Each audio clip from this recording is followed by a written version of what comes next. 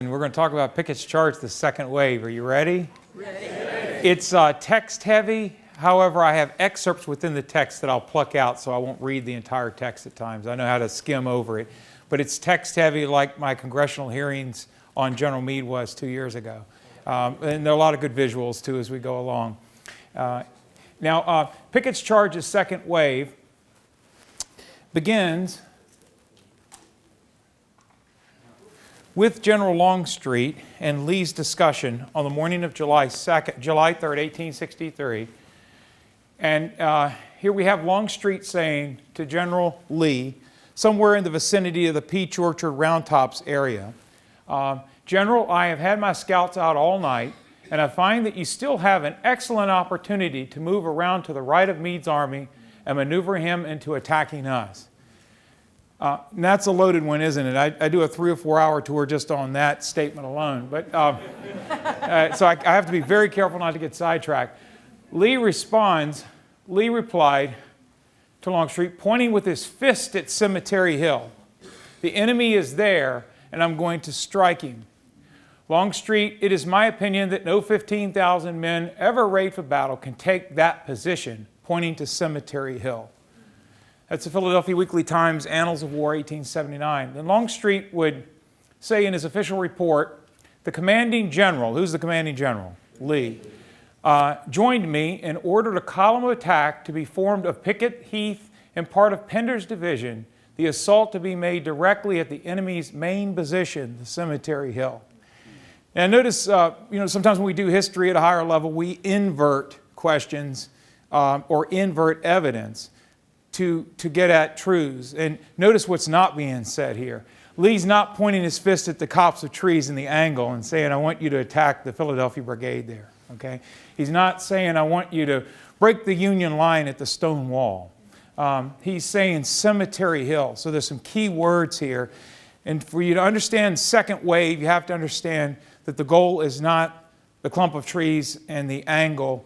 It's the position of Cemetery Hill. That's what they're talking about, the position. That doesn't mean they would ignore the copse of trees or the stone wall, but those are bumps in the road rather than the overall objective. The objective is terrain-oriented. Now, I want you to notice the word position. I'm going to break down words as we go along today, pluck important words out so that there's a new meaning to Lee and Longstreet's words as we go along. The word position is a loaded military word. Main position. Position, Jomini said in his Art of War that there are two objectives anytime someone is attacking in a Napoleonic battle. The objective is either force-oriented or terrain-oriented. Force-oriented or terrain-oriented. Force-oriented is you just want to move your opponent backwards or in some kind of other direction from where they are. Terrain-oriented objectives are you want a particular, if you're the attacker, you want to capture terrain, a key position that if you hold it, your opponent has to leave and you get to stay or vice versa. And so if you look throughout the reports of Lee, Longstreet, and others, they consistently use the word position, which means the attacks are terrain-oriented. They want to capture certain pieces of ground. Okay? So position right away tells you it's not a stone wall, an angle, a copse of trees. Those are all part of the frill, the fluff, the window dressing, but the goal is key terrain that once you control it, you control the battlefield. Your opponent has to leave and fight elsewhere. Okay, so it's Cemetery Hill. There's no doubt as to what Lee's objective is. There's only one person that could have ordered Longstreet to take the main position, the Cemetery Hill. Longstreet would add in his book years later that 30,000 men was the minimum of force necessary for the work, that even such force would need close cooperation on other parts of the line. Now, Longstreet would say that it would take close to 30,000 troops to be able to achieve the objective of taking the main position, the Cemetery Hill. Again, not the angle, the copse of trees, but the whole hill. To capture the National Cemetery, East Cemetery Hill, Cemetery Ridge, the entire position, you would need twice the amount of men that he and Lee were discussing down on the southern end of the battlefield sometime after sunup on July 3rd. And so keep that in mind. And we're going to see that General Lee listened to him. There were roughly 15,000 plus additional troops placed in reserve to support the attack. Okay, cooperation is another key word. I want you to look for these words. I'm not just throwing them out there for nothing. You're going to see them pop up over and over again in the reports. Cooperation means there are other units that have roles to help the 12 to 13,000 troops of the main attack succeed. There are cooperative troops, there are support troops, there are reserve troops, and various other terms that we're going to see here. Lee wrote to Jefferson Davis on July 4th. Now, obviously, those letters and memorandums that he would send to Jefferson Davis didn't reach Davis on July 4th. You know, today we could do that with a quick tweet, but in those days it would take, in Bowdoin's cavalry, would take a metal box of letters from Lee to Davis, and it would take a couple of weeks before Davis actually saw what Lee had to write. But in there, Lee would write immediately after the battle, "While the thoughts are fresh in his mind, we attempted," he wrote to Jefferson Davis, "to dislodge the enemy, and though we gained some ground, we were unable to get possession of his position." Notice the word position. Again, he's not saying we failed to break the Union line at the angle at the copse of trees. He's saying we failed to take the position that is the difference maker. And he said we attempted to dislodge. How many of you know Bill Hewitt? Bill Hewitt has spread the word about dislodge probably more than anyone on the staff. It's a crucial word. I did a tour, and I'm not going to name the date. I'm not going to name the institution I did the tour for because I don't want to mention the person's name. But this is an author, knows a lot about the battle, and he and I were to co-conduct Pickett's charge for a college group coming across the field of Pickett's charge a few years ago. And we stopped at one point, and this person said that was co-conducting the tour with me, they said, well, there's not a lot in Robert E. Lee's report to tell you what he was trying to do on the third day of the battle. And of course, I had to be very careful and diplomatic at that point, because if you know the words in the report, it's obvious what he's trying to do. Dislodge tells you everything you need to know about what Lee's objectives were, okay, in terms of broader strategic goals, and then his terrain-oriented objective. His tactical objective is Cemetery Hill, and we're going to find out here in just a minute what his overall operational objective is. Dislodge tells you what that objective is. Possession is another key word. You know, when you carry a flag into battle, it always means two things. Two nonverbal messages are sent through the smoke and noise to your opponent. Two messages. One is possession, and the other is location. So you know how a quarterback, let's say at Beaver Stadium for Penn State, let's say an opposing team is coming in to play there, and there's 70,000 screaming fans there in Happy Valley, and the opposing quarterback can't hear anything. He can't hear anything, and he's known for a week he can't hear anything, and the coaches have run through silent counts. You know what silent counts are. And you'll see the quarterback stomp his heels a couple of times, and then you'll see him tap his hip. Those are all silent counts to start the offense moving, to have the receiver run in motion. He's tapping the butt of the center to let him know when to hike the ball. These are all silent counts. It's too loud to hear signals, so everything is silent and signal-oriented. Has everybody got that? On a battlefield, it's too loud, too noisy, too smoky to hear orders at times. So when you're told all else fails, follow the flag, because the flag will determine the location. That's why troops in Pickett's charge would try to plant the flag in the stone wall. That meant something to both sides. It meant location. It also meant possession. It meant we own this position.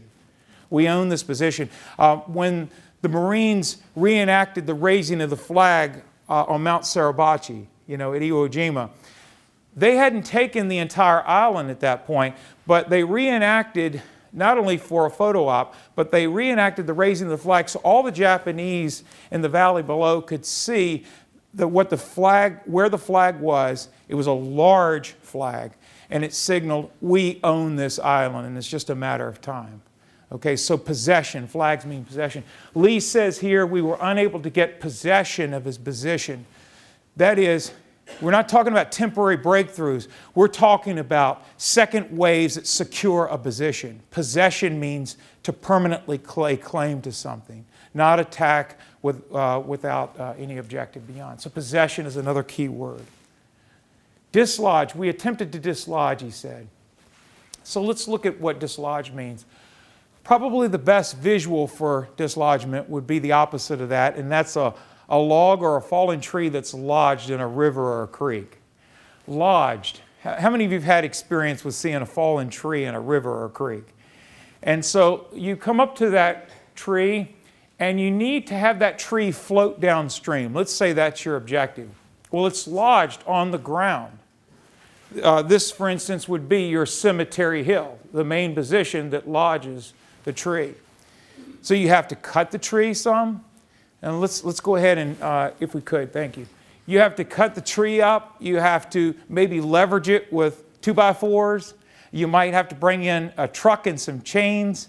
You do whatever you can to get that tree loose and nimble enough that it'll float downstream. Have you got a picture of it floating away?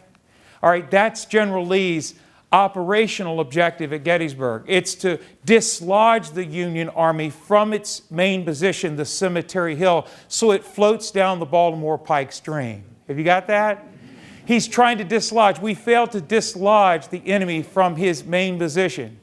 We failed to dislodge. We heaved and we hoed. We tried to push that car out of the muddy hole that it was in, and we pushed and we heaved and we hoed and we revved and we tried to get the car out of the bog or the snow it was in. We couldn't dislodge it. It just remained stuck and hinged and anchored on Round Top and Culp Cell and Cemetery. We couldn't dislodge and get it floating toward Maryland. Okay, so dislodged.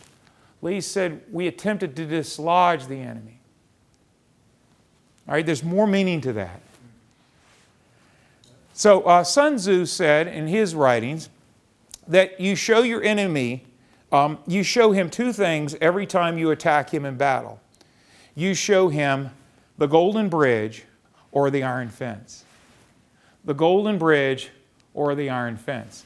General Lee was trying to show the Union Army and me the Golden Bridge. The Golden Bridge is you leave a way of escape and you hope your opponent takes it.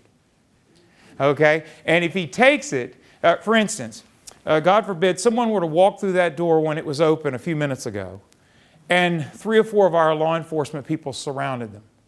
Okay? And surrounded them with their hands on their holsters. And this person, they're trapped. Except the door is open and there's a way out. And so the nonverbal message is, if you leave now, we might not follow through with the handcuffs, okay? Or the embarrassment that could follow. I'm leaving you a way out, and we won't pursue you, that kind of thing.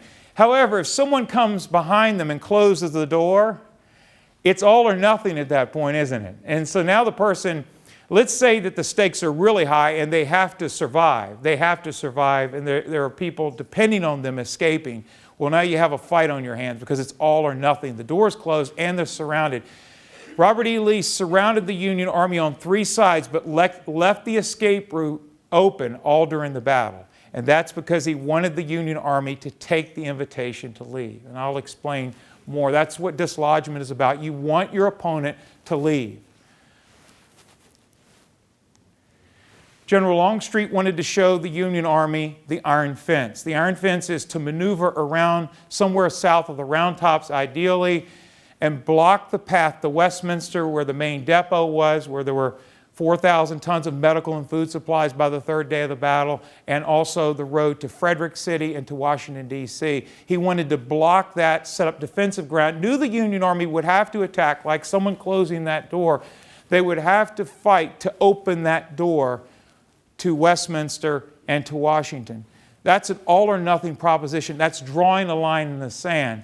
It's not to say that Longstreet was wrong. It's to say that their ideas on how to fight at Gettysburg were 180-degree opposite. Have you got that? One wanted to block the path out. The other wanted to extend the Golden Bridge. One wanted the Union Army to take the invitation to leave. The other wanted to block the way home. Now, in case I forget to say this, I'll go ahead and say it now, just to make sure that this comes out. This has to do with human psychology, and we're doing history at a higher level when we bring in all the sciences, particularly human psychology.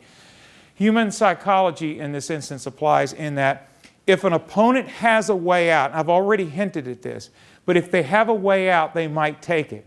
Now think about if in your associations with people or in life, when you have deadlines that have to be met and you have to pull an all-nighter so there isn't embarrassment at work at the next day and you have to make sure it's done, when there are those kinds of deadlines, that's your iron fence, and that's when you're going to do something ahead of schedule, or you're going to make sure that it's done. If the golden bridge is there's a way out, I can sleep a little late tonight and then do it tomorrow. Right? When you have no way out, I don't want to conjure bad memories or anything like that, but if you've had bills to pay and money was short, if there's an extra day or two, a grace period, that's the golden bridge. If there's not, that's the iron fence, right? And you're up against the break. And so Lee wanted to leave a way out. If you leave a way out, your opponent will fight less desperately. That's controlling his desperation level. Have you got that? If you got into an argument with somebody right now on a one-on-one level, there would be moments where you could say things to throw flames on the fire, fuel on the flames, and you could escalate the argument, or you could de-escalate with words that quench the fire. Can everyone see that? There are ways to escalate and de-escalate. If you escalate, that means you're showing the iron fence. If you de-escalate, you are leaving a way out. Okay, Jomini, in his Art of War, this is Robert E. Lee's battle plan, right? By the way, it comes right out of Jomini's Art of War. He, the skillful general, should endeavor in all of his combinations, whether deliberately arranged or adopted on the spur of the moment, to form a sound conclusion as to the important point of the battlefield. He will then give his attention and efforts to this point, using a third of his force to keep the enemy in check or watch his movements, while throwing the other two-thirds upon the point, the possession of which will ensure him the victory. Let me say something quickly about Jomini without going off on a sidetrack. Occasionally hear someone say, the generals back then, they didn't read Jomini. They didn't really depend on Jomini. And that is completely false. And I'll tell you why. You could have not read Jomini, and we could go to West Point and find that you didn't check out the manual, and we don't find your name on the checkout card when you attended there in the 1840s or 1850s. But you learned Jomini. Why? Because Jomini's truths are eternal truths to either learn the easy way or the hard way. Right? You can jump off this building right now and not have read Newton's laws, but your legs are still going to get crushed. When you go into I love laws that dictate things that are there for us to discover. There are so many methods in business and in every discipline where there are laws and principles that you study, and when you learn them, they're going to work over and over and over again because they're there to discover, not to publish. So Jomini's book, he was a Swede, he traveled with Napoleon, and it's a history book of the art of war throughout the ages with all the great generals from antiquity up to his present, which would be the early 1800s. When you are attacking someone and it's a frontal assault, you need 2 to 3 to 1 odds in your favor. If you don't have enough troops to follow through and carry the position and have possession of the position. If you're going to attack someone, if you're going to turn someone's flank, we've already started some of these. I'm not going to get sidetracked. You're going to see them unfold as we go along. There are rules that dictate warfare. If you don't learn them the easy way, you're going to learn them in a very public, embarrassing way at the expense of your troops. Now, what's Robert E. Lee's plan here? Robert E. Lee's plan is 2/3 of his force, Ewell and Longstreet, are to attack the flanks. One is attacking up the Emmitsburg Road, the other Culp's Hill. Where's the point of impact? Cemetery Hill. A.P. Hill represents the third of the force to keep the enemy in check or watch his movements. Why is there fighting at the Bliss Farm on the morning of July 3rd? Why does the fighting open against part of Caldwell's division on the, and some of A.P. Hill's corps on the morning of July 2nd, in front of the Bliss Farm and in front of Ziegler's Grove. It's because, like a boxer jabs towards the chin before he lands a hook, either from the right or the left, the jab is to set up, to fix the hands for the defender around the chin so that there's an open shot to the jaw. Have you got that? Okay. If you want to see, in football, okay, let's use Penn State again. Football, why run the ball up the middle over and over and over when you know you're only going to get 1 or 2 yards?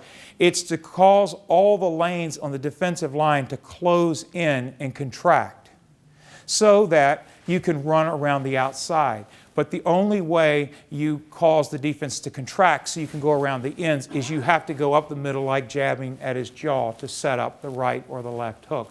So that all the Confederate movements on the second and third day start with A.P. Hill jabbing at the center, and the Federals don't know which way the hook is coming in from. Can you see that? And he's there as a reminder that if the Union troops, which are largely concentrated behind the center, if they go to the left or the right, A.P. Hill's there to go in and take the center. The objective is always Cemetery Hill. Whether the 2/3 drive of the Confederate Army drive the Union line in on the center and take it that way, and take the main position that way, or whether they draw Union troops out to the flanks and then A.P. Hill goes in and takes the center after the Red Sea parts. In all cases, there's a dead eye by the Confederates on taking the position that they want to dislodge the Union Army from, and that's Cemetery Hill. Okay, so Lee's overall battle plan was to concentrate his entire army around the Cemetery Hill arc and achieve maximum firepower better. I tell my students at Penn State, one of the ways we do history at a higher level is we look for patterns across time and space. Patterns tell us something deeper about ourselves. Why are there so many Civil War battles around dead angles and bloody angles and salients and mule shoes? And the answer is because you can achieve maximum firepower at the bend in a line. A bend in a line is where you achieve maximum firepower. That was the goal in combat then, and it is now. Maximum firepower is best achieved through crossfire. If directed correctly, if you surround a main position like Cemetery Hill, if your attacks up the Emmitsburg Road reach that far and are able to cooperate with the attacks on Culp's Hill, and you're able to surround Cemetery Hill and you direct your fire correctly, if you miss someone on the front side, you do what? You hit someone on the back side. The defender is weakest at a salient, a mule shoe, an angle. Why? Because their fire is dispersed like sun's rays in all directions. There's no intersecting fields of fire at all. Now, Henry Hunt, you all know this, would try to correct that by moving artillery, McGilvery's artillery, out onto a platform in what is now the Minnesota and Pennsylvania monuments to create a curl so they could crossfire with Hazard's guns against Pickett's troops. How many of you know that? Okay, and so there were attempts at different times during the battle to rectify that problem, but the natural disadvantage of the Union Army would be they could be surrounded at the arc. So Lee attacked Cemetery Arc from 3 sides that included the west, the north, east. The only place that he didn't attack was from the south.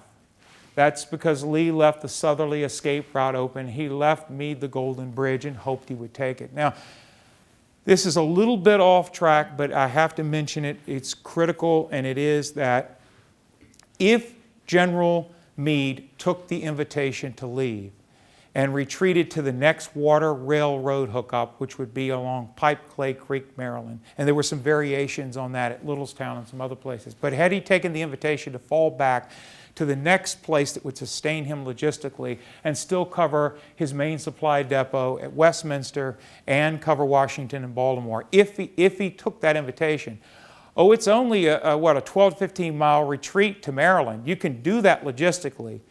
You keep your spacing between your units. You keep panic from metastasizing. You keep your order. You keep cavalry and rear to protect bridges so you can escape without having your rear destroyed by fire and your wagons burned and disrupt your retreat. You might be able to pull all that off. But politically, a retreat to Maryland is an admission by the Lincoln administration in the election, which is only a year away, that the president can't defend the state of Pennsylvania in time of emergency, which means he doesn't carry the state of Pennsylvania, and it means he loses the general election. Does everybody see that? So General Lee is saying, there it is, there's the Golden Bridge, please take it. You know, even if you manage to fall back safely to the next water railroad hookup to live to fight another day, politically, you're likely destroyed. That's dislodgement. Squeezing the Cemetery Hill balloon. This is something they would teach at Fort Leavenworth. They would teach this at military schools like West Point or the Army War College. Think of Cemetery Hill as a balloon. Now, imagine a balloon with helium and a string attached, and imagine it bobbing back and forth, and imagine that your goal is to reach out. Everybody reach out with your right hand, if you would, and grasp that balloon. And your goal is to pop the balloon with your right hand. But it's elusive and it's moving around. And so you can't, your hand is not large enough to grasp it and pop it with that kind of elusiveness until you put a palm on the reverse side of the balloon. Now you have something to press up against and pop the balloon. Does everyone have that picture in mind? All right, the Confederate attacks for 2 days against Culp's Hill were the metaphoric palm on the reverse side of the Cemetery Hill balloon. The attacks up the Emmitsburg Road for 2 days were the hand pushing against Cemetery Hill to pop the balloon and to leave the escape route open to Maryland. Does everyone see that picture? Sometimes they'll use the term hammer and anvil. Think of Culp's Hill as the anvil to hold federal troops in place, so the attacks up the Emmitsburg Road, which are the hammer, have something to smash Cemetery Hill against. When you have a fishhook shape line like the Union Army had, a horseshoe, a salient, if you have something like that, and you don't put troops on a palm on the reverse side of the balloon, or an anvil on the reverse side of the anvil, if you don't put the hammer that's about to hit it, if you don't put an anvil on the reverse side and you have nothing to hold Cemetery Hill in place, the troops on Culp's Hill can pivot out. As a compass draws a circle on a piece of paper, the Union right wing can pivot off of Culp's Hill, pivot on Cemetery Hill, take the Confederate left and reverse at Oak Hill, threaten the Confederate supply routes at Cashtown Road and Fairfield Road. Can you see that? In other words, the Union fishhook can unbend and attack in reverse. As a compass draws in a circle on a piece of paper, it can pivot like a wing that's released and envelop. So the Confederate attacks on Culp's Hill were a forceful bending of the Union line towards them so that they could smash up against it. Have you got that? Okay. Okay, and so the Cemetery Hill balloon looked like this from the 11th Corps perspective. This would be where 11th Corps troops are. This is a picture taken in 1869, the year that an auger was digging for the Soldiers' National Monument to be dedicated shortly thereafter. You can see the beautiful stone wall there along Taneytown Road.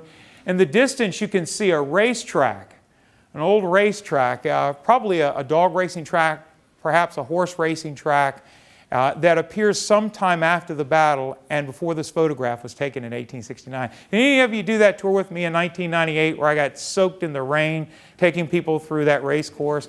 Okay, that was years and years ago, and we were being filmed on PCN and everyone just started laughing.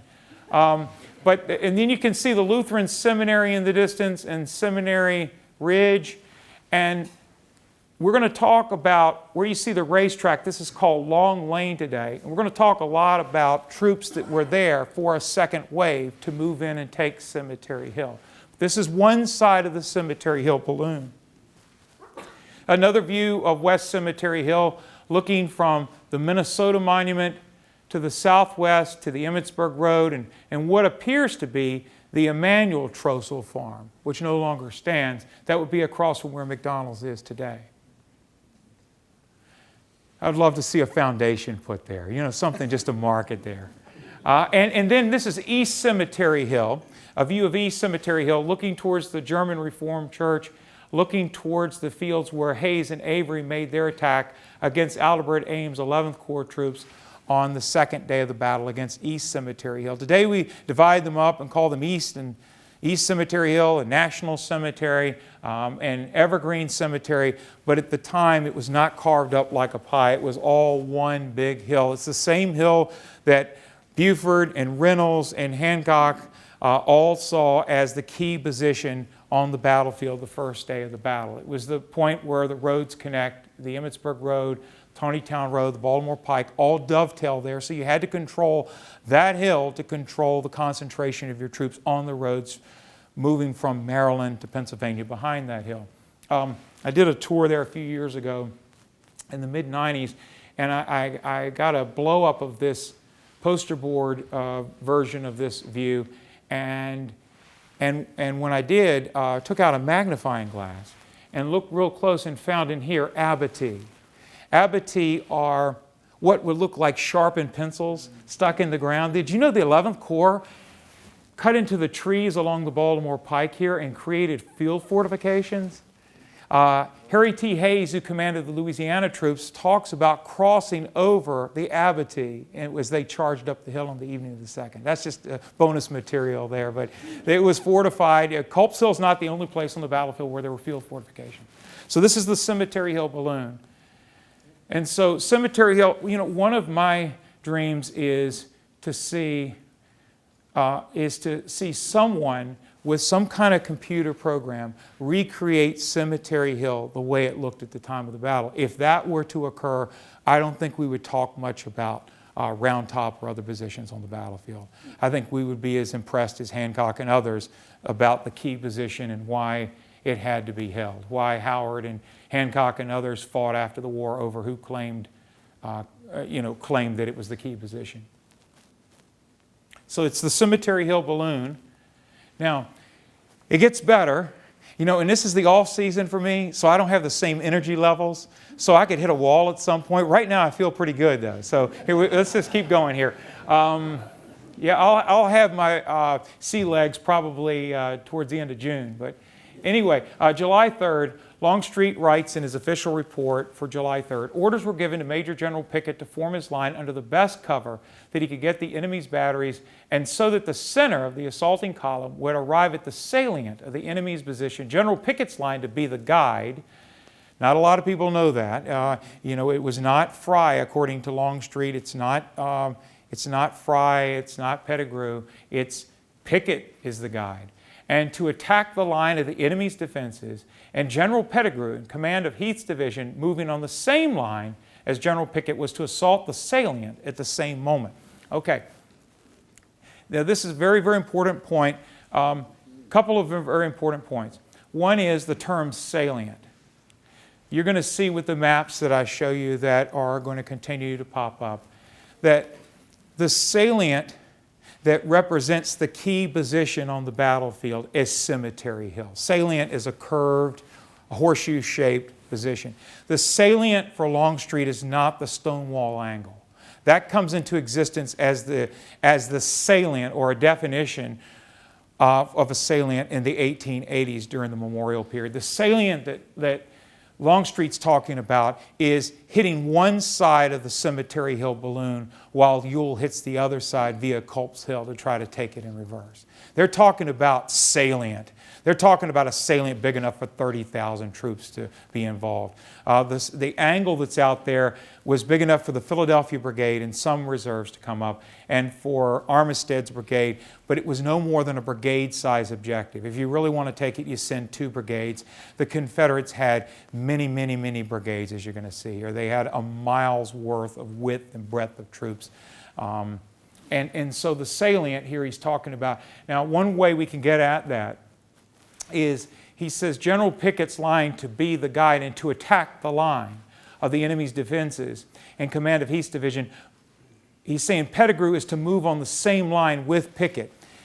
Now, if we interpret on to mean that they're following a fence that goes across the field from where the Virginia Memorial is now to the clump of trees, and that's how tradition has sort of defined it loosely over years and lack of direct evidence, then we say, well, they're moving and they're all guiding on Fry. He's in the center. Everyone's agreed to guide on Fry. Pickett is to close on his left towards Fry. Pettigrew is to close on his right towards Fry.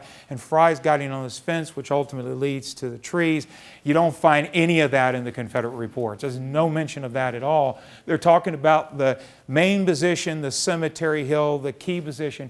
So what's a more logical way to interpret the word on? And on can mean against. How many of you have heard the term on used in that way? There's a website now, and I haven't looked at it, but it's moveon.edu or something like that.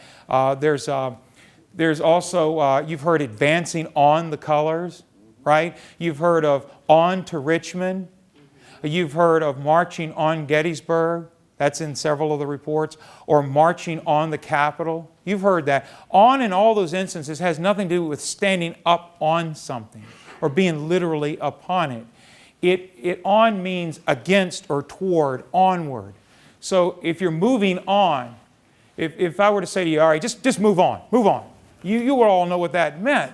It wouldn't mean find a fence and guide on it. It would mean get out of here, or move on to the next place, whatever is your next itinerary objective is. So moving on the same line is moving against Hancock's line. You're going to see this thing develop as we go along. He's talking about not guiding on a fence that leads to a clump of trees. None of that's in here. We've fictitiously added all of that. What he's saying is we're moving on Hancock's Second Corps line. Pettigrew and Pickett are moving against the same line. Now there's a second line that I'm coming to. They're attacking the first line. The first line is Hancock's line. There's a second line though. That has to do with the second wave.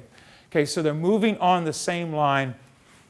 And the fact that he says General Pickett's line, the guide, to be the guide and to attack the enemy, attack the line of the enemy's defenses, Pettigrew's attacking that same line. They're attacking the line. The line then is the north-south running position of the Second Corps on Cemetery Ridge. And so I'll have better maps as we go along, but this one here is a Batchelder troop movement map done in the late 1870s, and it's very crowded. I'll show you some more detailed ones later, but you can see the Confederate assault. This is done to represent around 3 p.m. on July 3rd. You can see the Confederate attacks on Culp's Hill. You can see Robert Rodes' division. We'll say more about that. He's augmented by elements of Pender's division. You can see Pickett's division here in the low swells around the Henry Spangler farm. Wilcox and Lang's troops were near the Rogers house. And then you can see Anderson's division back here in various other units. Here's the fence line running across the field that leads to the clump of trees that we make so much over internally. But what I'm suggesting is they're not moving on this line, upon this line. They're moving against this line.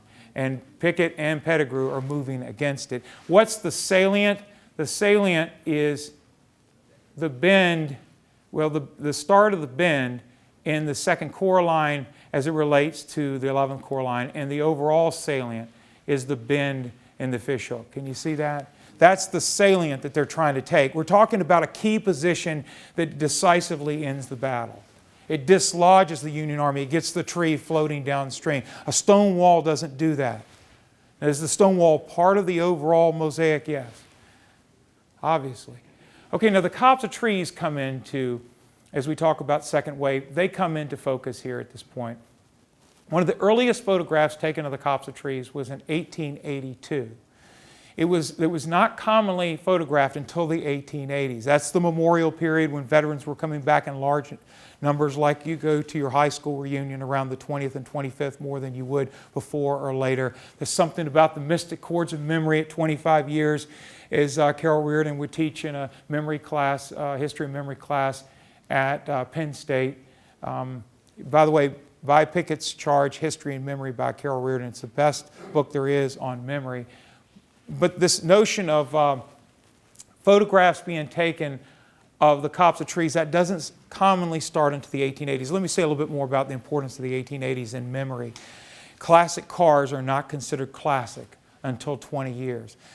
National memorials for wars are not allowed to be placed on the National Mall until 20 years after the war. Vis-a-vis America's entry into Vietnam is in the 1960s. The Vietnam Memorial is not allowed on the mall until the 1980s.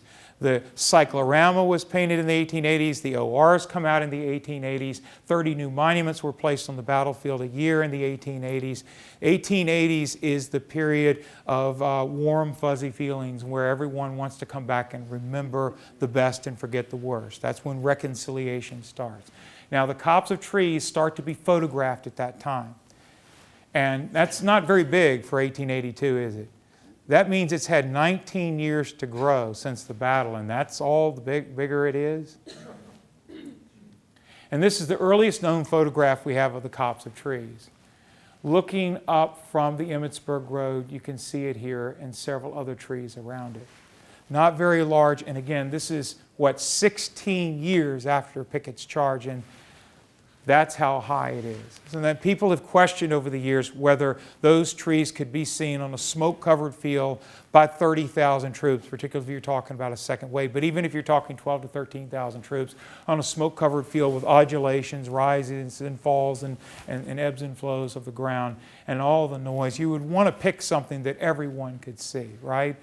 Okay, and so the trees are not that daunting. Why did they wait to take pictures of the copse of trees so long when there are loads of pictures of Round Top and the Evergreen Cemetery Gatehouse? It's because it wasn't important until the 1880s. Okay.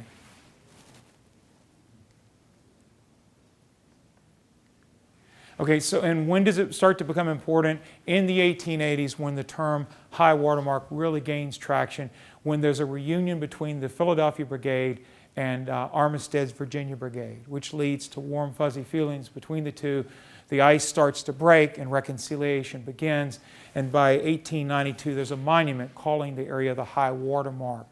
And then there's this recreation in 1913 at the 50th anniversary, and then at the 75th in 1938 of shaking hands at that wall. So in some ways, in a very kind way, it's a collusion of the Philadelphia Brigade and Armistead's Virginia Brigade that puts disproportionate amount of tension on the angle at the expense of everything else that 30,000 troops were maneuvering towards.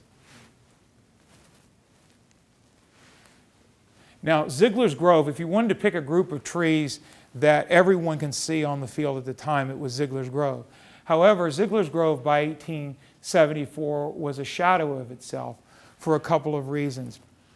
And Kathy Harrison has done the most research on Ziegler's Grove, and she would tell you this, that an old soldier's home was to be constructed, and the beginnings of that construction started in the late 1860s. And then for whatever reason, the old soldier's home went belly up by the early 1870s. So a lot of forest for Ziegler's Grove had been cleared out for a home that was never completed for veterans.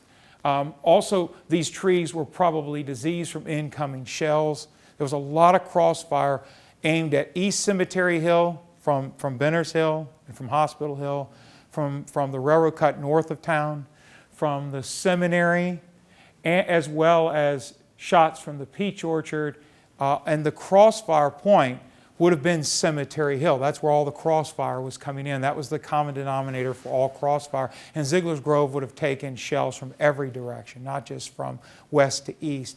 And so that would lead to trees being cleared out. So it was not something to look at by the 1880s when the veterans were coming back. Alexander Hayes' death, Pettigrew's untimely death, their deaths had a lot to do in the memorial period with Ziegler's Grove not receiving more attention. The trees on the front of Pettigrew and Alexander Hayes would have received more attention had those two people been around in the 1880s when there was a revival of interest in the battle. Some of you know the park is in the process of relocating these fences. They'll soon be back in place, and maybe Ziegler's Grove will be planted, but it was 2 acres of white oaks. It was not a small clump of trees. It was 2 acres of white oaks, and there are accounts at the time on both sides indicating that those were the more logical trees that Pickett's and Pettigrew and Trimble's troops were aiming for. Now, this is a sketch done by Edwin Forbes for Frank Leslie's Civil War Illustrated. In those days, obviously without the internet, television, you bought a subscription to a newspaper, and they would have inserts on whatever major event was going on, in this case, the Civil War. And one of the drawers was Edwin Forbes, and he began this sketch at the time of the battle and then would complete it in the subsequent days. He's standing somewhere here on Seminary Ridge, probably near the McMillan House. This could be the McMillan House, so this would be McMillan Woods behind.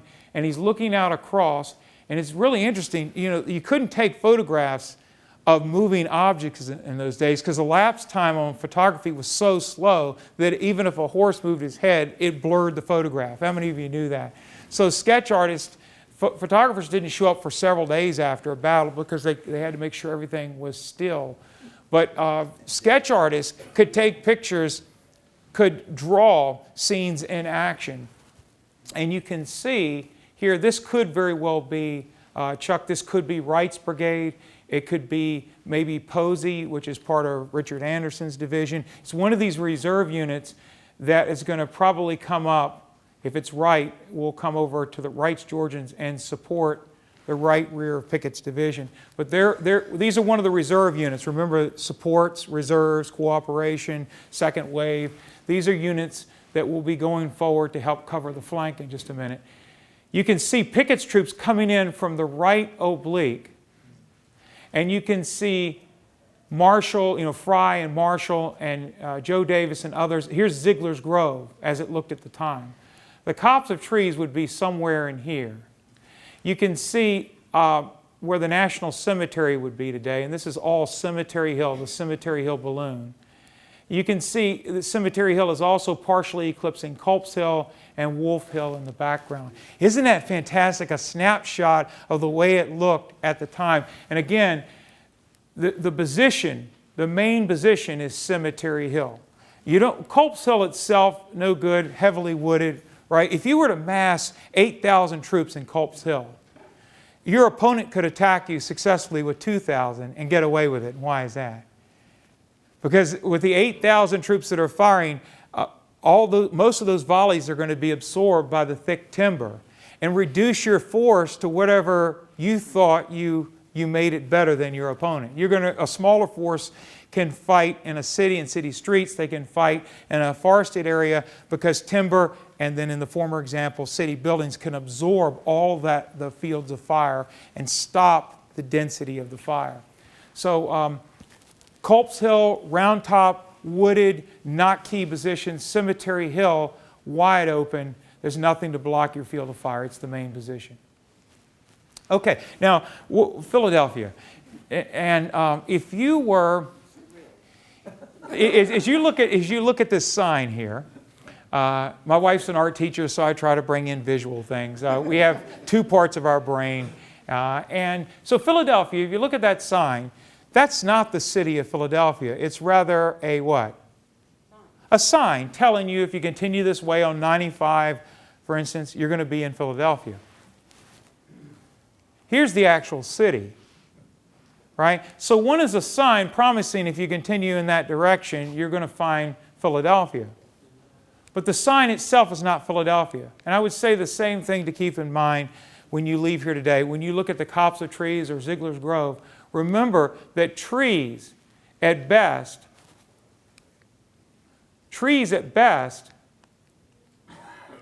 are a sign saying this way to Philadelphia. But, so the sign then here in this case is, this is your Philadelphia sign, and this is Philadelphia. This is your sign. Trees are nothing more than a signpost that say this way to key terrain. So keep that in mind. The trees in and of themselves don't win the battle. Capturing the trees do nothing for you. The trees are just a signpost that say this way to key positions. So don't become so locked in a discussion about which trees they were aiming for. Look at the city beyond that the trees are directing them towards. Jomini said in his Art of War, the classical formation, if I may employ that term, is still 2 lines for the infantry. The greater or less extent of the battlefield and the strength of an army may necessarily produce greater depth at times, but these cases are the exceptions because the formation of 2 lines and the reserves gives sufficient solidity and enables a greater number of men to be simultaneously engaged. 2 lines rather than 3 lines in his day was important because, and eventually by the time of the Civil War, you're almost fighting exclusively in 2 lines, at least in your battlefront. And that's because the more lines you have, the more crowded the space becomes, and the more you're tripping over, and the more restricted your maneuvering is. And so you want to simplify. Artists would say, there's some artists that are called minimalist. Minimalists are people that want no clutter at all. They want clean lines, right? On a battlefield, Jomini's saying, I'm a minimalist. I want clean lines. I don't want a lot of clutter. But he uses the word two, and I'm coming back to that term. Okay, supporting distance. Let's go to the word supporting. Supporting distance is generally 300 to 400 yards for several reasons. You can see here in my example a skirmish line leading by 500 yards over the primary line, and then the reserves are 300 yards back. And so there's spacing that has to be adhered to. And there's several reasons why you space them on average 400 yards apart, the layers of an attack 400 yards apart. First, overshots fired at attacking columns are usually spent when they reach supports. Can you see that? So if a defender is attacking with artillery, the front line, or even with small arms fire, the front line, a lot of that's going to be spent over 300 yards. Is that 100%? No, but 300 to 400 yards is usually good for that. Secondly, supporting columns are like a rifle barrel shoved in the middle of someone's back to forcibly remind them to go forward.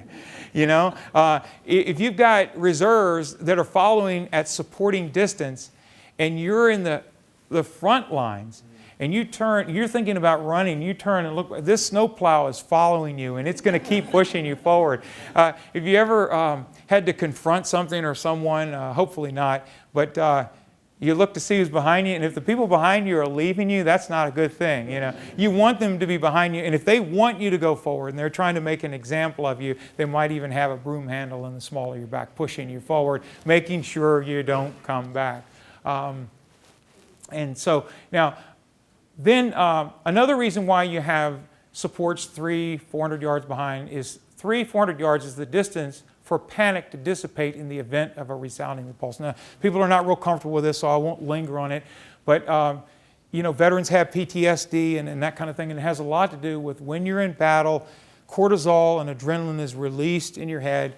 It affects memory. It affects your ability to maybe fall over. You have acrophobia and those kinds of things. Your vision is narrowed.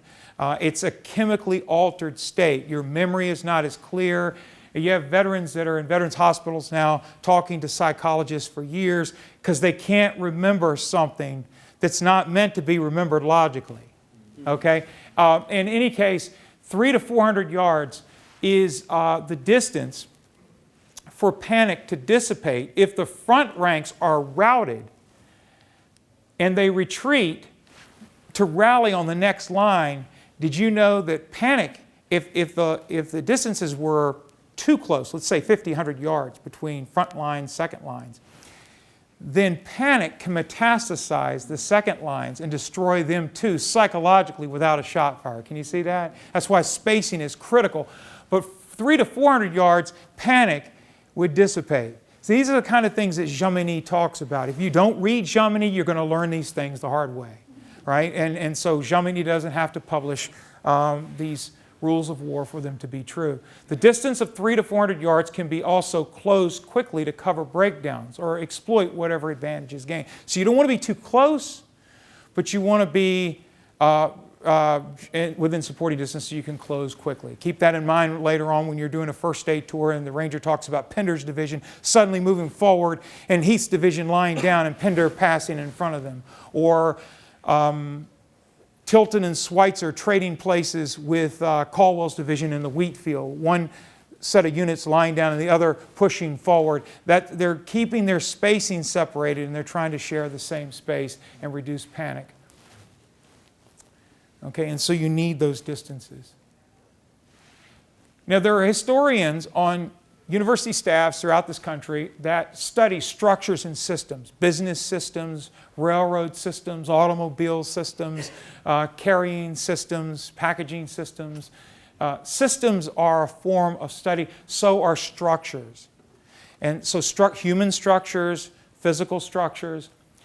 And when you use the number 2, as Jomini recommended on the line of battle, it's called mutual support. 2 is the number of mutual support. And that's doing history at a higher level if you recognize that 2 is the number of support on even the most basic level. When people get married, when you have 2 partners, when they become married, they are mutually supporting each other, right? If you look at a building and its joist and you were to go below the frontispiece and behind the initial facade and the curb appeal, you'll find usually most ranchers, most square or rectangle buildings have pairs of 2s. Even the columns are pairs of 2s, 2, 4, 6. 2 is the number of mutual support. In a battle, if in a brigade front, in a battle brigade front, you'll have a front rank and a rear rank. Front rank fires while the rear rank loads. The front rank and the rear rank will interchange that way. And they mutually support each other, right? They mutually support each other. It's just a natural structure. Also, attacks during the Civil War tend to be in 2s. If you're talking 2nd Manassas, you're talking Longstreet and Jackson working together. Jackson draws in Union 5th Corps in one direction, waits till they overcommit, and then Longstreet comes in and takes them in reverse. Or at Chancellorsville, Lee challenges directly Hooker's position frontally while Jackson makes this long march around to hit them in the flank. But mutual support. Can you see mutual support and the importance of mutual support? It's working together in 2s. You're always stronger when you're paired together with someone. Now, why is this important in a Civil War battle? During the Civil War, they fought what's called linear war, or we would say today 2D war, 2-dimensional war. Versus today, we fight 3-dimensional war and beyond.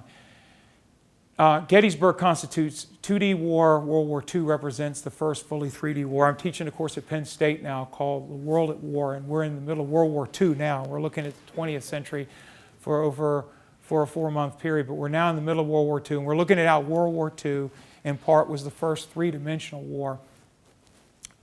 There were elements of 3-dimensional war in World War I, but effects are not used in any kind of unity until World War II. All right, what's linear war? Linear war, and we'll use the term 2-dimensional war, is you're fighting at ground level. You don't have air support. Now, there are hot air balloons and hydrogen balloons for lines of sight. You might take Round Top and Cemetery Hill and put signal stations there.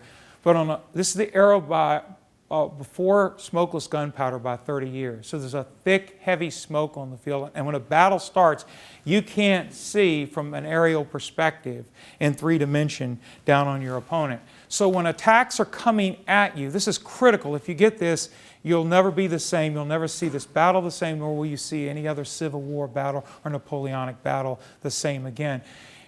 If you're a defender like General Hancock was on Cemetery Ridge against Pickett's charge on July 3rd, what you see coming towards you with Pickett on your left and Pettigrew on your right is at ground level, it's 2-dimension.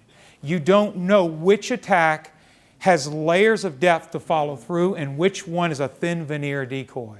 That's why over and over during the Civil War there's a diversionary attack, a decoy, a fixing force, a holding force, and then there's the real attack. And the defender doesn't know which one is. It takes them about 15 minutes for the defender to discover which one is real and which one. And if by that time, if they've overcommitted in the wrong direction, they're in trouble.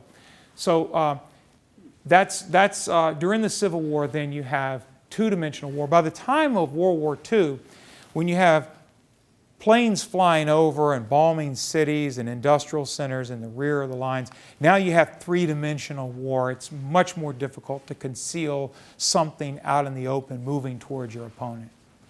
And I suppose with GPS and satellite, it's even more so that way now. So we're really into three-dimensional war and beyond. Mutual support is the number 2. Okay, so if you're Hancock and you're looking at these 2 attacks coming towards you, which one is the real attack and which one is the phony one? Which one is to direct your attention in the wrong direction? How many of you used to watch, I forget the name of the game show now, where there was something behind a curtain? Let's Make a Deal. So there was a new car behind one curtain. Let's say you're down to 2 curtains. There's a new car behind one and there's nothing behind the other. Maybe some cat food or something, you know.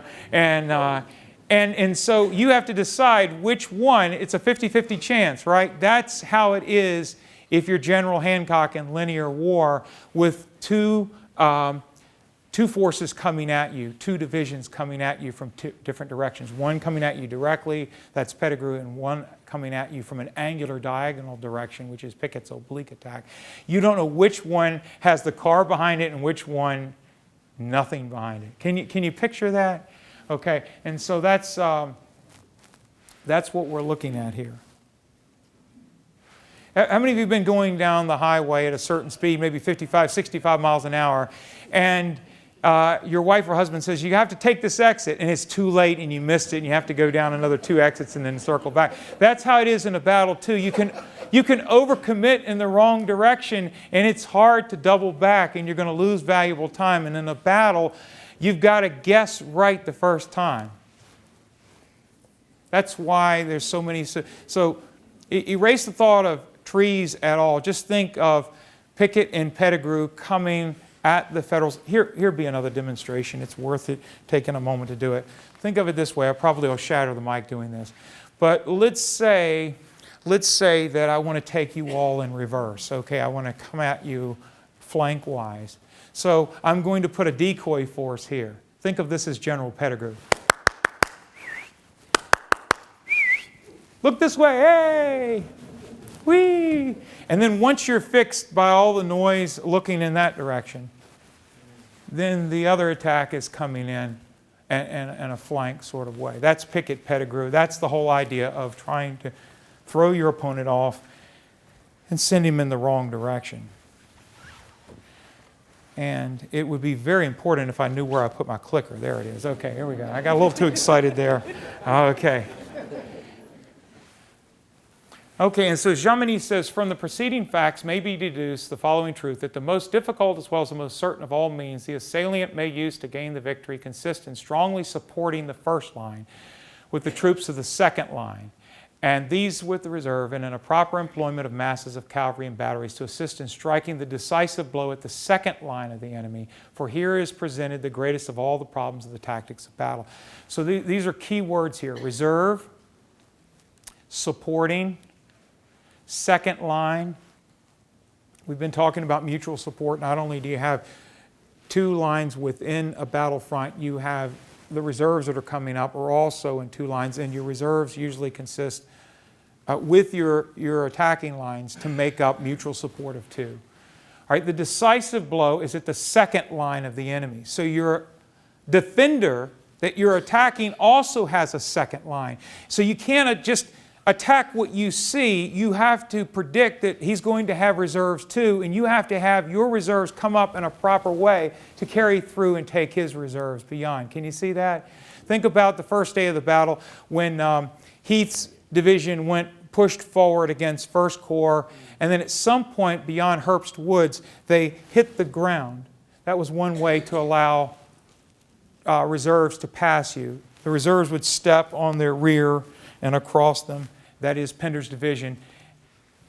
A.P. Hill would have picked the moment, just from a gut feeling, when to send Pender forward, close the 300 to 400 yards distance, pass Pender, to not lose momentum, and keep the push all the way to hit the secondary supports of 1st Corps so you could carry Seminary Ridge. Can you see that? So that's why there's a second wave in every attack, because you have to have second lines that are going to follow through at a gut-felt moment. That's where the decisive moment, that's where you gain possession, is with the second line.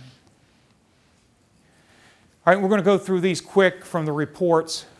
Cadmus Wilcox who commanded troops on the right of Pickett's charge, supporting Pickett's right with Florida and Alabama troops, said, "Not a man of the division that I was ordered to support could I see, but as my orders were to go to their support." Notice the word support, support, support, support. I've made a big deal about support in just about every frame.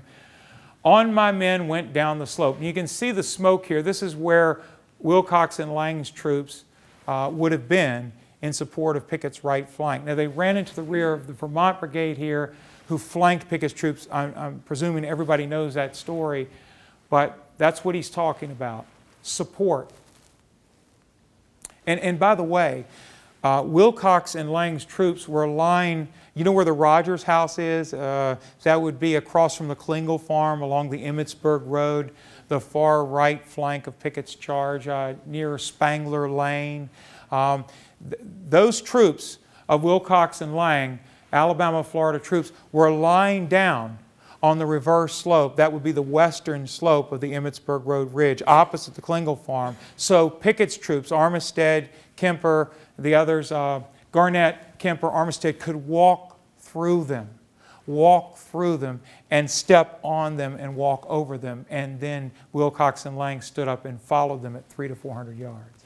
Okay, have you got that picture?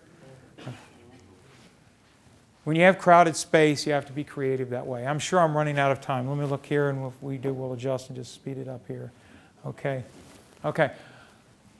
And we have A.R. Wright, Ambrose Wright, saying late in the afternoon, that's his Georgia Brigade, was moved forward 500 or 600 yards to cover the retreat of Pickett's division, which had assaulted the enemy's position at the same point where my brigade had advanced the day before, had been forced to retire. Soon after, I was ordered by General Lee to move my brigade to the right several hundred yards and form in rear of Wilcox's brigade to support the latter in case the enemy should advance upon it. So support is not only about following through to hit your enemy's second line and gain possession of a key terrain, a main position, a terrain-oriented objective. It's also about having something to fall back on, and that's what Wright's role eventually became. Is that a second wave? Yes, because support means offense and defense. And we can see Wright, and he would move over behind Wilcox. Okay, and then we have Robert Rhodes. Orders, says Robert Rhodes, for July 2nd, given during the afternoon and after the engagement. It had opened on the right, required me to cooperate with the attacking force as soon as any opportunity of doing so with good effect was offered. On July 3rd, he says, on the 3rd, my orders were the same as those of the day before. So they're looking to cooperate. We were on the lookout for another favorable opportunity to cooperate. So here's Rhodes' division. This is all part of the second wave. If Pickett's troops are able to come through the low ground, move under Federal artillery pieces, take them by flank, the attacks up the Emmitsburg Road are jump-started again from the day before. The Emmitsburg Road leads to the Cemetery Hill Balloon, which includes Cemetery Ridge. They attack here, Federals overcommit and choose that door, that curtain, where they think the car is. Then Pettigrew breaks through there. That's how echelons work. Then that forces more Federal troops in the second line, which is Cemetery Hill, to move down. That allows Rhodes to move in and take what is now the National Cemetery. Can you see that? So the point of assault is in front of the Vermont Brigade right here, but your objective is further up the line. So you're trying to create a chain reaction. You're trying to create movement further up the line. Okay, and then Engelhart, who was an Assistant Adjutant General of Operations in Pender's division, he was writing this report for Isaac Trimble, who was wounded and captured during Pickett's charge. And we'll skim through this one quickly here, but he talks about two brigades forming his second line. He was a support to Pettigrew. Moving down further, he talks about the two brigades thus formed as a support to Pettigrew with Lawrence on the right. After suffering no little from the 2 hours, third, advanced in close supporting distance of Pettigrew's line. So Trimble would follow Pettigrew's right. Lane's North Carolina Brigade would pivot to the left to try to protect the flank over here against Alexander Hayes' division, mainly New York troops there, the 125th, 126th New York, and the 8th Ohio. Supporting distance, then, is the key words here. Support, support, second line support. James Lane, who is pictured here, tells us in the OR, the official records, he says, next morning, the skirmishing was very heavy in front of Thomas and Perrin, requiring at times whole regiments to be deployed to resist the enemy and drive them back, which was always most gallantly done. While this was going on, I was ordered by General Hill to move in person to the right with the 2 brigades forming my second line and to report to General Longstreet as a support to Pettigrew. So again, you have the term support. And then we have Lawrence of the 34th North Carolina saying that formed on the second line, he was in conjunction with General Lane's brigade. He talks about, and were formed on the second line with Pogue's battalion, and they were ordered forward on a white, hot, and already crimson plain. Now, if you look at all of these units, Lawrence's brigade, which was formerly Scales' brigade, he was wounded on the first day of the battle. You look at Thomas, Perrin, and we're going to bring some more, Wilcox, Lang, Wright. You soon have over 15,000 troops, and these are all support troops. So do they in one grand movement all move together as a second wave? No, some are moving forward, some are standing at supporting distance. They're always staying within 300 or 400 yards. They're always waiting for an opportunity to either be a rallying point or to advance if the opportunity presents itself. And Colonel Abner Perrin, 14th South Carolina, says, he talks about the skirmishing on his front. The skirmishing would have been where Long Lane faces Cemetery Hill. That would be behind the Steinway Avenue businesses today. There's a development there called Colt Park. And there were units there under Thomas's Georgians. They had been in reserve on the first day behind Pender's attack. There was also McGowan's, South Carolinians, who were under Perrin, and then Ramseur, Iverson, and Doles of Rhodes Division, all along Long Lane. But Perrin talks about that our skirmishers, being within easy range of their artillerists on Cemetery Hill. You all know where Fairview Avenue is in Colt Park development. Fairview, if you were to leave here today and take Culp Street, which is very near the old Wax Museum and McDonald's, and you were to take that due west towards the rec park, off of Steinway Avenue, the first high rise that you come to, and the rise runs from your right to left. It's called Fairview Avenue today. And that was a major skirmishing line where Confederates of Rhodes Division and elements of Pender's Division tried to gain access to some dismantled fence rails there where they could shoot at where the National Cemetery is today and bug Osborne's 11th Corps guns and try to shoot at the artillery there. It's very important to give this quick explanation. Artillery during the Civil War didn't advance very much like it had in Napoleon's time because of the rifled weapon. If you could put really good marksmen within range of an artillerist and shoot at them, you could reduce the trained people running that gun. They would have to draw replacements from infantry units that don't... Think of a car today in an Indy race going into a pit stop.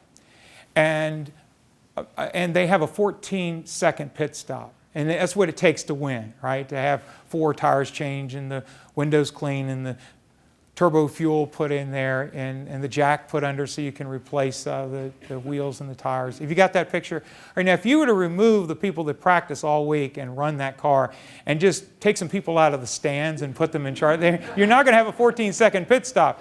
All right, one of the ways that marksmen were used, sharpshooters were used during the Civil War, is they would shoot at artillerists.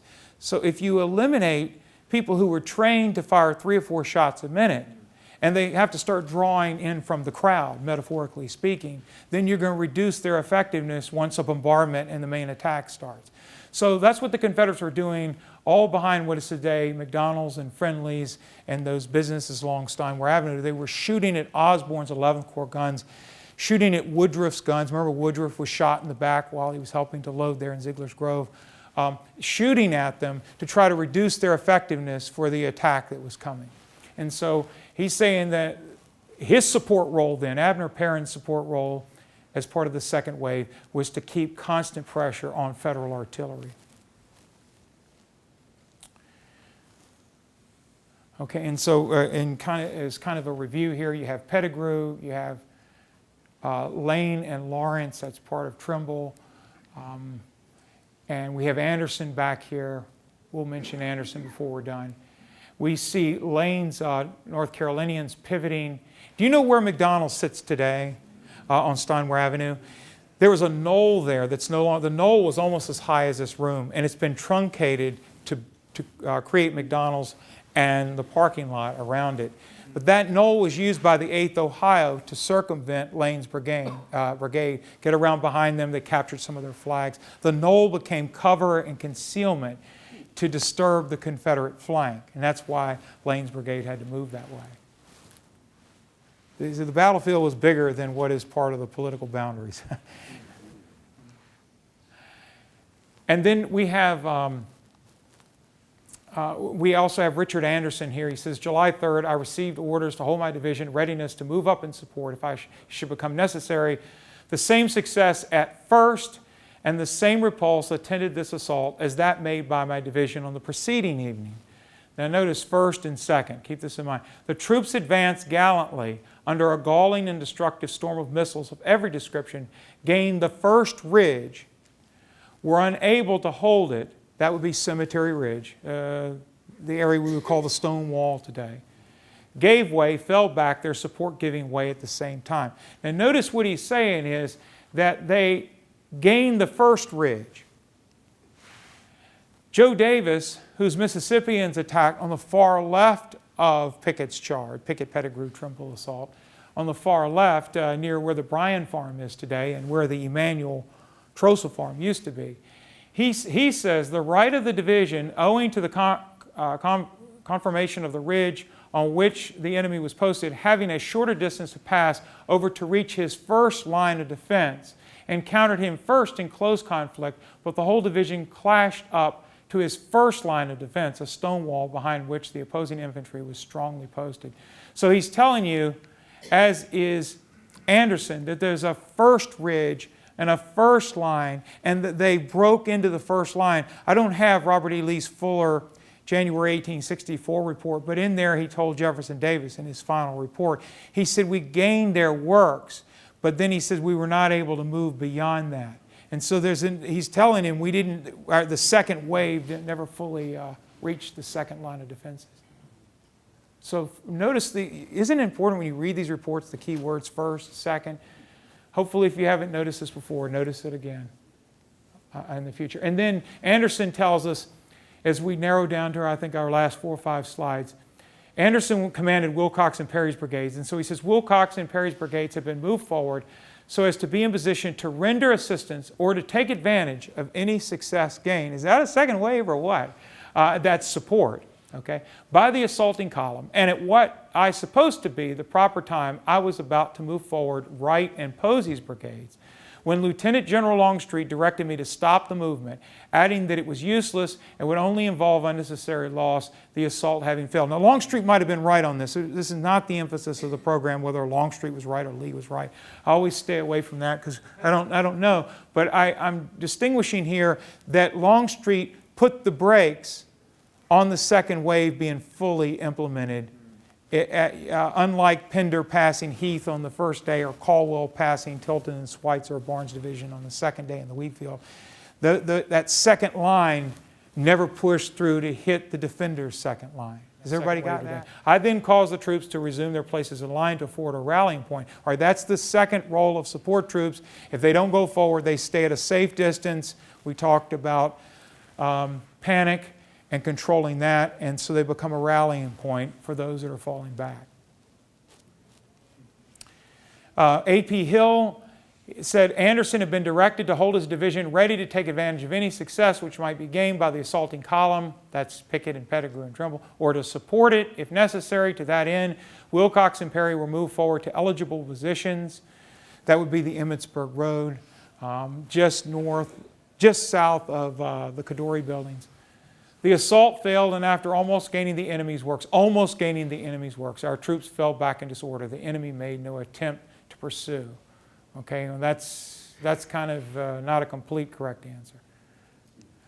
July 3rd, Ewell writes, I was ordered to renew my attack at daylight Friday morning. Now that's not complimentary to General Longstreet.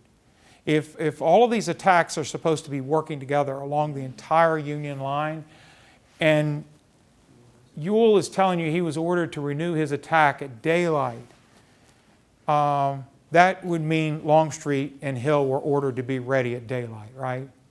These are ways of getting at the truth indirectly. And as Johnson's position was the only one affording hopes of doing this to advantage, Johnson was at Culp's Hill. He was reinforced by Smith's brigade of Early's division and Daniel and Rhodes' old brigades of Rhodes' division half an hour after Johnson attacked. And when too late to recall him, I received notice that Longstreet would not attack until 10 o'clock. But as it turned out, his attack was delayed till after 2 o'clock. So the 7.5 hours of attacks over on Culp's Hill were about trying to find a moment to cooperate with what we call Pickett's charge, to attack the Cemetery Hill balloon from all sides. Some of you know that the final assault of the final desperate assault the Confederates had on Culp's Hill was through Party's Field. It was about 10:30. It's about the same time that General Stuart showed up on East Cavalry Field and began firing artillery that he was in position, which was saying, at least saying, I have your flank covered. So Ewell would feel comfortable to attack with infantry if his flank is covered at East Cavalry Field. And that's when, the same time, coincidentally or not, when Ewell was told Longstreet would cooperate with him. So isn't that all that interesting?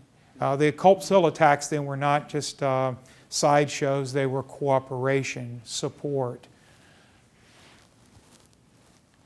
Ewell says, repeated reports from the cavalry, that presumably is Custer and David Gregg, repeated reports from the cavalry on our left that the enemy were moving heavy columns of infantry to turn General Johnson's left, at last caused him about 1 p.m. to evacuate the works. Now, isn't this interesting?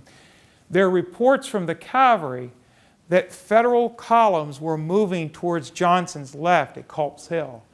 And he goes on to say, and I didn't give you the full report, but Ewell heard the same reports, had it checked out, and learned that there were no forces there. They were phantom forces. I think it was probably Alpheus Williams' division.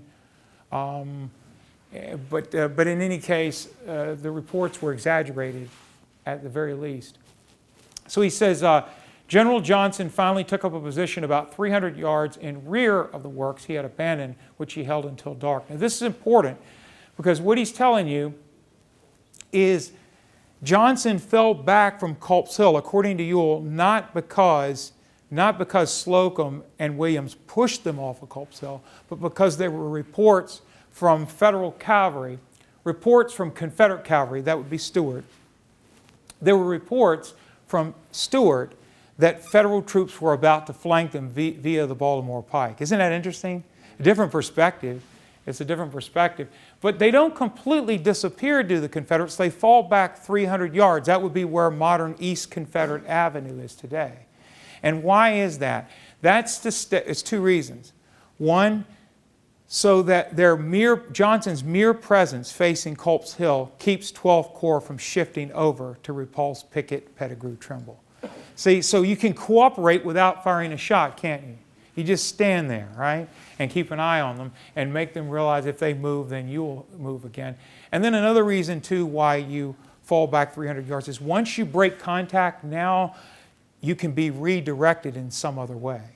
Once you're locked and entangled, you can't. Once you break contact, one of the reasons why Lafayette McLaws broke contact after the fight in the wheat field on the second day and fell back beyond the Emmitsburg Road with most of his troops is so that he would be mobile to support General Pickett in the attack. Or, as Longstreet wanted to do, to link with Pickett to create a flanking maneuver behind Round Top. Once McLaws broke contact, he was mobile again. Do you see that? Okay. And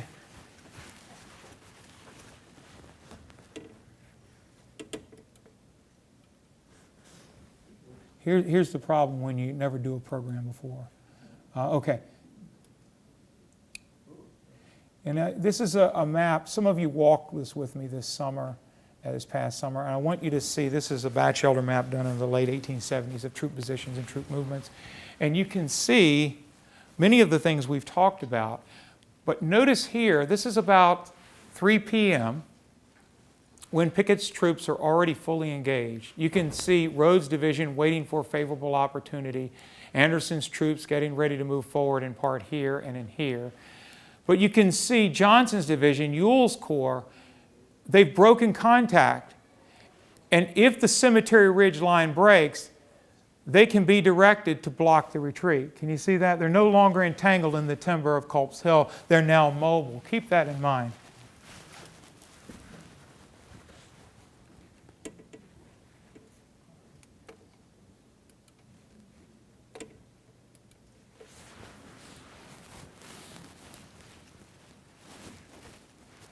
Walter Taylor of General Lee's staff wrote in the Southern Historical Society papers in 1877, he said, the attack, that's Pickett's charge as we call it today, was not made as designed. Pickett's division, Heath's division, and 2 brigades of Pender's division advanced. Hood and McLaws were not moved forward. There were 9 divisions in the army. 7 were quiet, while 2 assailed the fortified line of the enemy. A.P. Hill had orders to be prepared to assist Longstreet further if necessary. Anderson, who commanded one of Hill's divisions, was in readiness to respond to Longstreet's call, but made his dispositions to advance. But General Longstreet told him it was of no use, the attack had failed. Well, we saw that earlier in Anderson's report and A.P. Hill's report. Well, here's Anderson back here. Now, my colleague Bill Hewitt made a really interesting point. He said, he asked this question a few years ago in a conversation with me, and I'm sure he's told you all this on tours, that if General Lee really wanted to dislodge the Union Army from Culp's Hill, which would allow exposure of Cemetery Ridge in reverse. So Johnson's division could gain Culp's Hill and maneuver onto the Baltimore Pike. If he really wanted to do that, what else did he need? If he failed, you don't just throw the baby out with the bathwater. What did Lee lack in that assault? And Bill Hewitt reasoned that Lee needed 1 more division. When you're repairing something, fixing something, it's usually just one piece, right? You don't start all over from ground zero. There's one missing piece. So he said 1 more division would have allowed Lee to break the Culp's Hill position. And what's the only other division available on the battlefield? Anderson's division. Now, Anderson wasn't fully used to support Pickett's charge. Part of it was, but not all of it. So there's, in retrospect, you know, I used to work at Appomattox and started there in the early 80s as a park ranger. And we would talk about how Lee surrendered to Grant in the parlor there at the Wilbur McLean home, and how Douglas Southall Freeman said it was the longest half hour of Lee's life as he waited 30 minutes there for any sound, the sound of horse hooves, that Grant and his staff was arriving for him to surrender.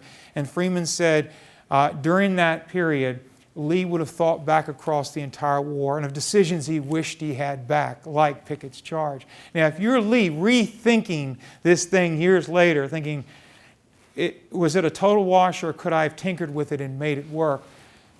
The one moving part that's not used, if you don't include Hood and McLaws, is Anderson's division could be moved over to support Johnson.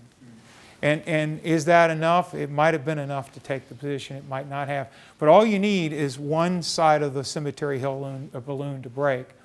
And so that's Anderson is your missing division.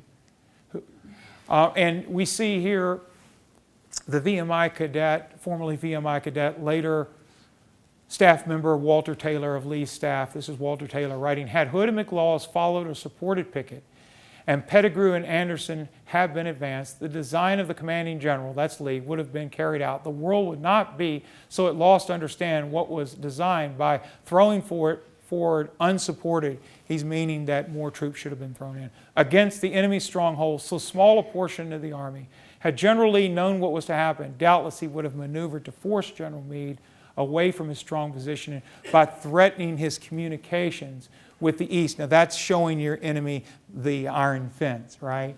What we see Walter Taylor of Lee's staff saying is Lee had known that all of his troops were not going to be committed on an offensive way in support in Pickett's charge. Then Lee would have then more seriously considered maneuvering south blocking Meade's way home, showing him the iron fence, sort of an all or nothing proposition.